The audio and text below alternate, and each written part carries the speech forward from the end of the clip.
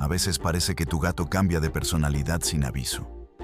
Un momento no le importa nada, y al siguiente está observándolo todo como si analizara cada movimiento.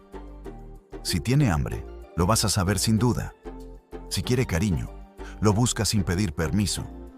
Y si necesita espacio, simplemente desaparece como si conociera cada rincón oculto de la casa. No es aleatorio. Es su forma natural de moverse entre curiosidad, independencia y conexión contigo. Un mismo gato, distintos estados, según lo que necesita en cada momento. Dale like y suscríbete para aprender más sobre tu gato.